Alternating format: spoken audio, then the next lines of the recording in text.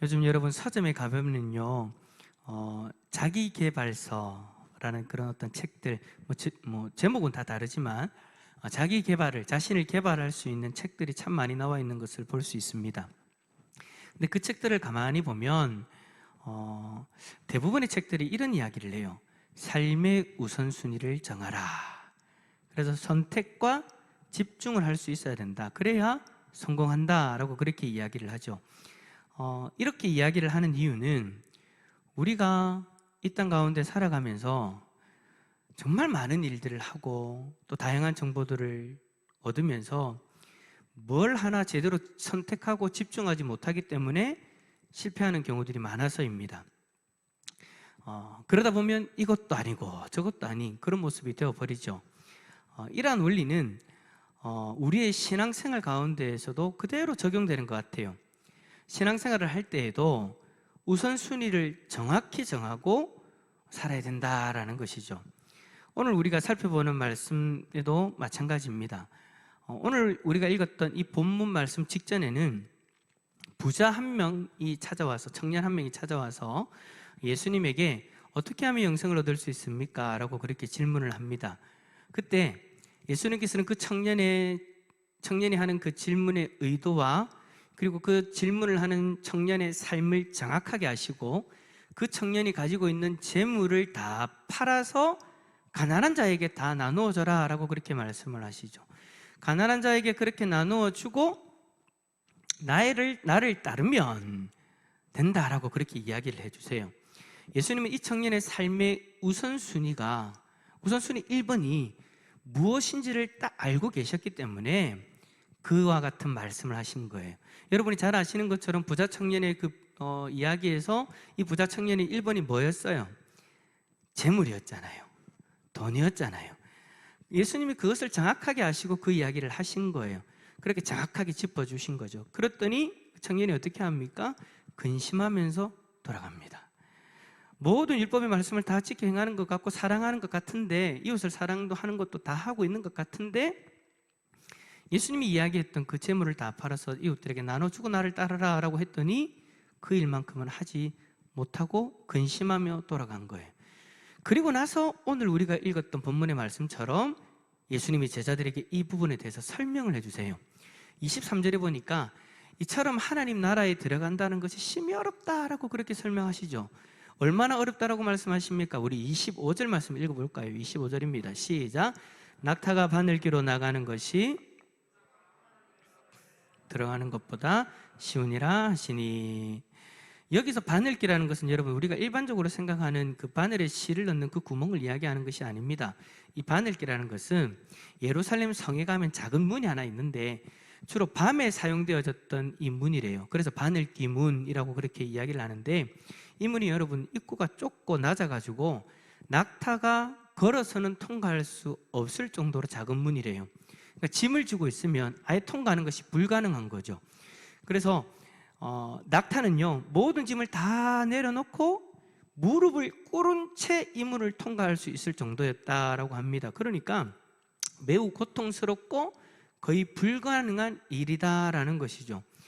예수님께서는 부자가 하나님 나라에 들어가는 것을 낙타가 바늘기로 통과하는 것과 같은 그런 비유로 하시면서 결국 부자 자신이 가지고 있는 그 모든 것들을 포기하지 않고 고통을 감수하지 않고 자신을 낮추지 않으면 천국에 들어갈 수 없다라고 그렇게 이야기하시는 거예요. 만약에 그 모든 것들을 다 할 수 있다면 비로소 천국의 백성이 될 수 있다, 영생을 얻을 수 있다라고 그렇게 말씀하시는 거죠. 그러니까 다른 말로 이야기하면 네가 가지고 있는 물질이 네 삶의 우선순위 1번이냐, 아니면 그것을 다 팔고 나를 따라오는 것이, 예수님을 따라오는 것이 내 삶의 우선순위 1번이 될 수 있냐. 만약에 이 모든 것들을 다 내려놓고 낮은 자의 모습으로 나를 따라온다면 너는 영생을 얻을 수 있다 라고 그렇게 말씀하시는 거예요. 그때 제자들이 그 예수님에게 이렇게 물어보죠. 그러면 도대체 누가 천국 갈 수 있습니까? 그렇게 했더니 예수님 뭐라고 이야기하십니까? 27절 한번 읽어볼까요? 27절입니다. 시작. 예수께서 그들을 보시며 이르시되 사람으로는 할 수 없으되 하나님으로는 그렇지 아니하니 하나님으로서는 다 하실 수 있느니라. 아멘. 사람으로는 할 수 없다. 왜요?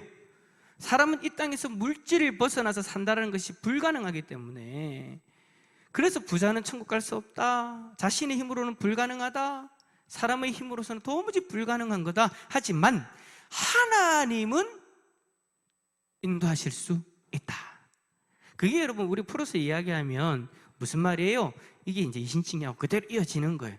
우리의 힘으로는, 우리의 어떤 모습으로는 천국 갈 수 없다라는 거예요. 부족하다라는 거예요. 그러나 하나님 쪽에서 길을 열어주셔서 천국 갈 수 있게 되었잖아요. 그죠? 그 하나님께서 길을 열어주신 것이 뭡니까? 예수 그리스도. 그리고 그 예수 그리스도가 십자가에 죽으신 그 사건을 통해서 예수 그리스도가 나의 구원자 되신다는 그 믿음조차도 하나님이 우리에게 주셔서 그 천국문을 들어갈 수 있는 거잖아요. 그러니까 예수님이 지금 그 이야기까지 다 내포해가지고 그렇게 말씀하시는 거예요. 우리의 힘으로는 할 수 없지만 하나님은 하실 수 있다. 그러니까 예수님이 부자가 천국에 들어가는 것이 어렵다, 자신의 힘으로는 불가능하지만 하나님이 그에게 은혜를 주시면 가능하다라는 것을 말씀하고 계시는 거예요. 부자 청년이 어떤 모습이었어요? 나는 모든 것을 다 지킵니다. 나는 예수님이 당신이 얘기하는 그 모든 것들을 다 합니다. 자신의 차 있었잖아요. 자신의 삶에 있어서만큼은 확실하게 누군가에게도 뒤지지 않는 자기의 삶을 드러낼 수 있는 그런 사람이었잖아요. 그런 모습으로는 못 간다라는 거예요. 그러니까 그런 마음을 가질 수 있도록 해주고 자신을 바치고 있는 그 모든 물질까지도 다 버리고 하나님만 의지하면, 하나님이 주시는 그 은혜로 말미암아 천국 갈 수 있다. 모든 주권은 하나님께 있으니 하나님을 자신의 삶의 우선순위 1번으로 삼고 그렇게 살아가는 삶을 하나님이 원하신다라는 것을 이야기하고 있는 거예요. 자, 예수님이 이렇게 이야기하자 제자들이 반응이 어떻습니까? 28절에 보니까 자신들은 우리는 모든 것을 다 버리고 예수님을 따르고 있지 않습니까? 딱 그렇게 말하는 거예요. 저 부자는 지금 그렇게 하지 못하셔서 지금 근심하면서 돌아갔지만 우리는 다 그렇게 하고 있잖아요. 우리는 모든 걸 다 버리고 지금 예수님 따라오고 있잖아요. 그만큼 제자들이요, 여러분 자신 있었던 거예요. 부자는 고민하고 돌아가는데 제자들은 자신들이 그 모든 것을 다 버리고 이미 예수님을 따르고 있으니 충분히 이런 말을 할 수 있는 자격도 있겠죠. 그런데 이 말씀의 흐름을 가만히 보니까 제자들은 어떻게 그럼 구원받을 수 있습니까? 막 그렇게 이야기하는 그 모든 질문과 대답을 통해서 스스로가 예수님에게 인정을 받고 싶었던 것 같아요. 부자는 근심하면서 돌아갔지만 자신의 예수님을 자신들은 그렇게 따르고 있으니 예수님 좀 그것 좀 알아주세요. 우리는 영생 받을 수 있는 충분한 어떤 그게 되잖아요 라고 그렇게 이야기하고 있는 거죠. 그래서 누가 구원받을 수 있을까요? 라고 그렇게 물어보고 예수님이 사람은 못하지만 하나님은 다 하실 수 있다는 말씀을 하실 때 그 말씀에 대해서는 귀를 닫아버리고 더 이상 거기에 대해서는 이야기를 하지 않아요. 제자들이. 베드로가 어떻게 얘기합니까? 기다렸다는 듯이 자신들은 그렇게 다 버리고 예수님을 따르고 있습니다 라고 그렇게 즉각 대답하죠. 그러니까 베드로는 예수님의 대답에 귀를 기울이지 않는 거예요. 하나님이 하실 수 있다면 그 하나님이 하시는 일이 뭡니까에 대해서 이야기를 물어보지도 않아요. 이미 자기 안에 답을 정해놓고 예수님에게 지금 질문하는 거예요. 무슨 답이에요? 자신들은 다 버리고 예수님을 쫓아가고 있으니 인정해 주세요. 너희들은 영생을 받을 수 있다라고 인정해 주세요 라고 그렇게 이야기하고 싶었던 거죠. 그때 예수님이요 인정해 줍니다. 제자들의 그런 모습 칭찬해 줘야 되죠. 예수님 자신을 인생의 우선순위 1번으로 정하고 다 버리는 그들을 향해서 예수님은 100배나 되는 복을 받을 것이다 라고 그렇게 말씀하세요. 하지만 동시에 뭐라고 이야기하십니까? 30절 말씀 읽어봅시다. 30절입니다. 시작. 현세에 있어 집과 형제와 자매와 어머니와 자식과 전토를 100배나 받되 박해를 겸하여 받고 내세의 영생을 받지 못할 업자가 없느니라. 아멘.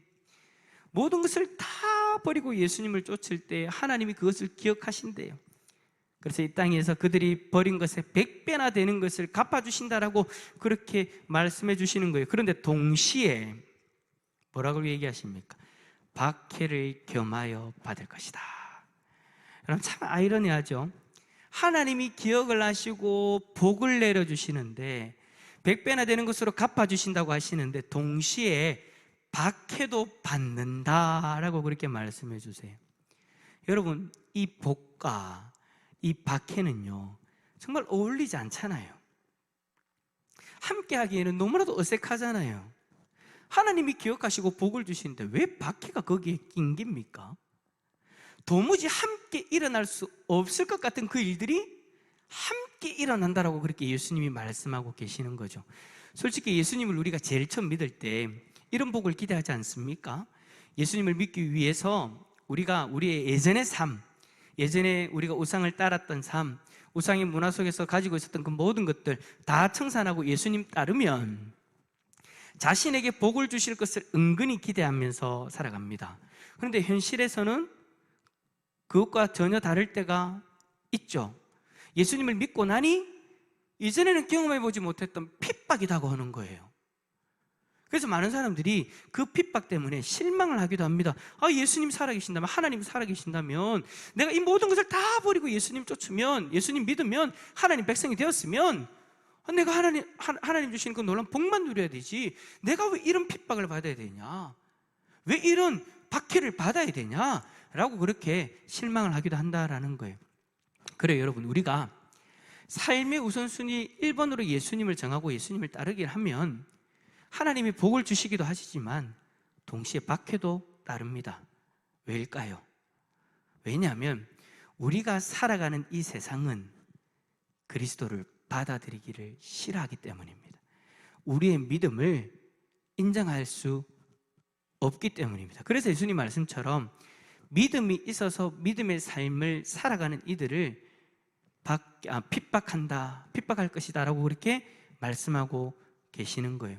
여러분, 마가복음을 기록했던 당시의 독자들도 마찬가지였지 않습니까? 핍박 속에서 살았어요. 우리가 잘 아는 것처럼 로마의 엄청난 핍박과 유대인들의 그 핍박 속에서 믿음을 지켜야 했던 것이 바로 초대교회 성도들의 모습이었잖아요. 하지만 그들은 믿음으로 인하여 경험되어지는 이 핍박의 마음이 빼앗겨서 삶의 1순위의 그 자리에 예수님을 내리지 않았습니다. 1순위로 올려놨던 그 예수님을 그 1순위에서 끄집어내리지 않았다라는 거예요. 그 핍박 때문에 내 마음의 1순위의 자리에서 내려놓지 않았다라는 거예요. 그들은 이 땅에서 믿음으로 당하는 그 핍박에 마음을 두지 않았습니다. 예수님을 삶의 우선순위에 둠으로써 누릴 수 있는 그 영생의 복을 바라보면서 그 핍박을 이겨낼 수 있었던 거예요. 어쨌든 삶의 우선순위 1번을 예수님으로 정하고 살아가면 핍박은 있지만 이 땅과 내세에서 놀라운 복을 누릴 수 있는 줄 믿습니다. 여러분, 우리의 상황도 지금 우리의 상황도 마찬가지지 않습니까? 직장 동료들이나 믿지 않는 가족들은 코로나19라는 이 특수한 상황 속에서 믿음을 최우선시하는 우리들의 모습을 탐탁게 여기지 않죠. 탐탁지 않게 여기죠. 어떤 이들은 여러분들의 믿음을 조롱하기도 할 거고요, 말과 행동으로 핍박하는 이들도 있을 겁니다. 그때마다 우리는요, 여러분, 오늘 말씀을 기억해야 됩니다.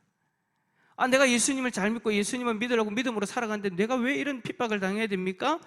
그 생각 전에 오늘 말씀을 기억하기를 원한다라는 거예요.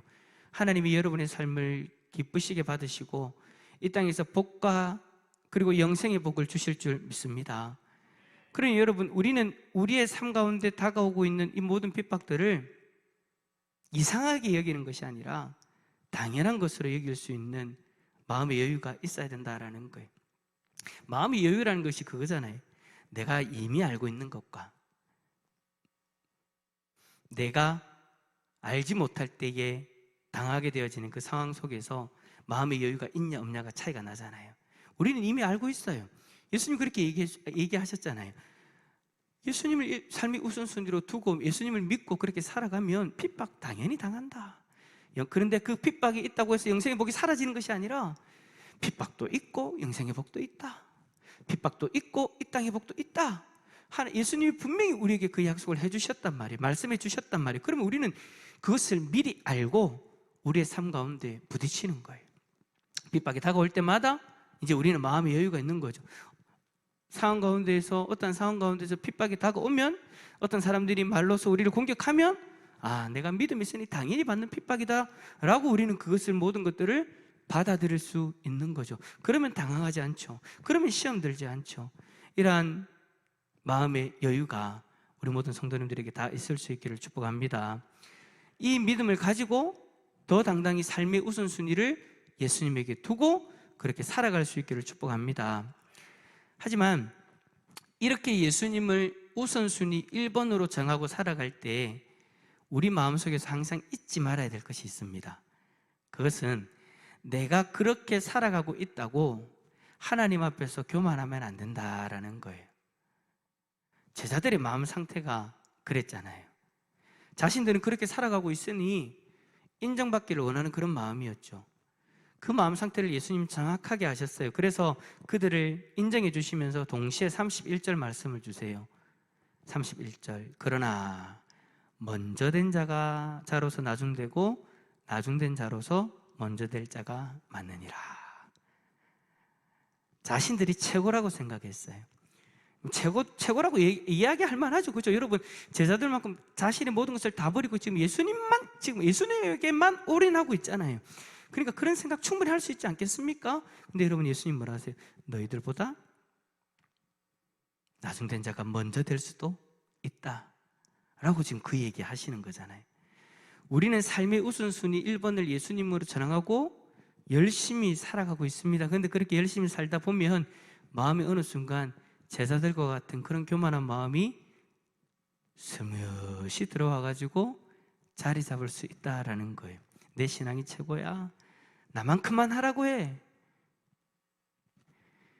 그런 마음을 드러내기도 하고 속으로 은근히 가지고 있을 수도 있어요. 왜냐하면 그렇게 살아가는 것이 어렵기 때문에, 자신은 그렇게 살아가고 있으니까 자연스럽게 그런 마음들을 가지게 되는 거죠. 여러분, 예수님에게 찾아왔던 부자도 마찬가지였어요. 자신은 율법을 다 지킨다라고, 다 준행하며 살아간다고 당당했습니다. 확신했습니다. 그러한 삶을 예수님에게 인정받기를 원했어요. 하지만 뚜껑을 열어보니 실제로는 아니었다라는 거예요. 자신만의 착각이었다라는 거예요. 이 교만함의 늪에 우리도 언제든지 빠질 수 있다는 거 여러분 꼭 기억하시길 바랍니다. 그래서 오늘 이 말씀 앞에서 우리는 우리 자신의 모습을 돌아볼 수 있어야 되고 예수님의 말씀을 인정할 수 있어야 됩니다. 예수님이 뭐라고 하셨다고요? 사람으로는 할 수 없으되 하나님으로는 다 하실 수 있느니라. 영생을 얻는 것은 낙타가 바늘기로 들어가는 것처럼 어려운 일입니다. 우리의 힘으로는 불가능하다라는 거예요. 그런 영생을 하나님으로 말미암아 우리는 약속받고 살아가고 있는 줄 믿습니다. 예수님은 우리의 무능력함을 인정하고 하나님의 은혜로 가능하다라고 그렇게 말씀하고 계시는데, 제자들처럼 자신의 헌신과 희생을 내세우고 있다면 문제가 된다라는 거죠. 물론 여러분들의 희생과 여러분의 그 섬김 예수님도 인정하십니다. 제자들을 인정해 주셨던 것처럼. 하지만 예수님은 그것도 하나님의 은혜로 가능한 것이다라고 말씀해 주고 계시는 거예요. 그래서 먼저 된 자가 나중되고 나중된 자가 먼저 될 수 있다라는 것이죠. 사랑하는 성도 여러분, 예수님을 삶의 우선순위 1번으로 정하고 살아가고 계십니까? 그렇다면 그것이 여러분의 의가 되지 않기를 부탁드립니다. 남들보다 더 나아 보이는 희생과 헌신이 여러분을 교만의 구덩이로 끌어가지 않았으면 좋겠습니다. 삶의 우선순위 1번이 예수님이라면 자신을 더 낮추고 예수님만 드러내면서 은혜 입은 자답게 살아갈 수 있기를 소망합니다. 그리고 삶의 우선순위 1번이 예수님이 아니라 다른 것이 혹여나 우리들의 마음 가운데 있다면 오늘 이 저녁에 그 1번 내려놓을 수 있기를 부탁드립니다.